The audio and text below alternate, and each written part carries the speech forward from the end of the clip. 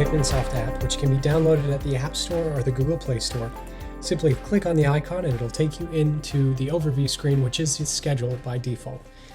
Up on your top left, you have your menu to do work, and up in your top right corner, you have different variable options throughout the screens.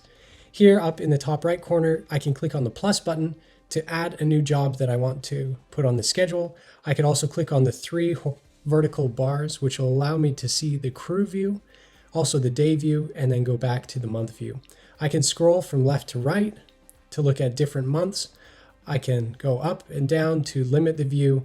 And as you can see on each of the days, there's a certain number of dots. Those dots indicate the number of jobs that we have scheduled for those days. If I click on any of these items at the bottom, let me just click on the top one here, you can see that I can then identify all of the relevant project details. And down at the bottom, I can click on either job, bid, work order to view that information. So if I click on the job, I can pull up the job.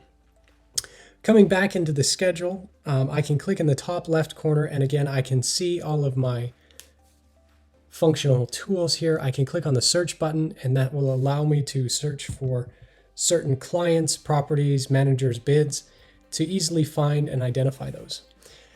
Up at the top, I have an opportunities option, and this will show me all of my open opportunities. To add anything new in the app, simply find the yellow plus button, which is located here in the bottom right corner. And I can click to add a new opportunity, and I can simply go through this briefly to select the different information that's applicable here. I can select a due date. I can assign a client, a property, and a manager. I can add those in on the fly, and I can identify scopes. And then up in the top right corner, I can save this item. And then I can take it directly into a bid. Down at the bottom right, you can see I can click on create bid. I can also upload documents. Here now I'm in the bid section, which can also be accessed from your tools. If I go back to my top left menu, I can click on bids.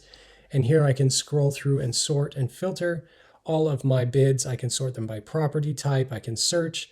I can sort them by date. If I click into any of those items, again, you can see here in the middle section, you can see what all of my bid items are. So this is an asphalt overlay, a concrete apron replacement, a pad install, and then there's also a $1,000 change order. If I want to add anything, I just simply add from the bottom right yellow button. If I click that, I can add any item that I desire. Let's say I'm going to add another asphalt item. Here I select from my preloaded defaults. There we go, there's my asphalt overlay. I simply add in the area. Let's say it's 300 square yards. I can select my asphalt plant from the map. I can set my depth, and it will do the calculations for me on tonnage.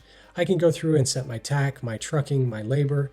Down at the bottom, this will give me an overview of the pricing, and I can click into the bid price, and I can modify that to be whatever I'd like it to be. So if I bid this at $900, that would give me a profit margin of 28%. I can click done and save up in the top right corner. Then coming back, in the top right corner of the bid overview screen, this gives me a number of options here. I can work on my preface, the pricing, the terms. I can add attachments, I can add documents, add notes, and I can print out job documents and work order details. If I go down to the eyeball, which is the view button, that will automatically generate my proposal for me. This generates a nice full PDF proposal, which I can scroll through and I can see there's my preface, there's all of my work order items, and then followed by my contract and terms and conditions and any relevant attachments that I'd added. I can send this directly to my client by clicking on the link button to send, or I can simply send it from my own email if I'd like to do that. When I open it up, I can click in the top right corner and I can text it or email it to anybody that I'd like. So once we've gone through this and once we have created a bid and we'd like to turn it into a job, all we do is we simply hit a job 1 button. So here's a concrete apron replacement, and right in the middle of the screen, you'll see a won or lost button. If I click on that 1 button, it will automatically turn it into a job for me. I click on that job, and now I can see my pricing overview, and I can see all of my variables. Up in the top right corner, I can view work orders. Down at the bottom, I can add daily job costs. By clicking dailies, I add a day, and this will allow me to simply and effectively add costs from the field. I can set, 6 hours of trucking for this job. I can add in dump fees here, simply add those. let's say we had 4 dump fees at $15 each. I can go through and select my labor. Here I can select my employees. I can go through my list and select those individuals, and then I can assign them each hours. So effectively you have a digital timesheet. Up in the top right corner again, you can save that item. Going back out of this, I can see from my top left menu all of my information there. I can then go into my calendar. I can go and view my clients. Here's all my clients and all the work that I've done for them. I can view all the bids that I've put out for these individuals over the years, and I can search all of these items. The final component is the measure tool. I'm going to click on the measure tool quickly here. This will take me to a map, which I can search for an address very simply. Uses Google to find the address that we're looking for. It will effectively take us there.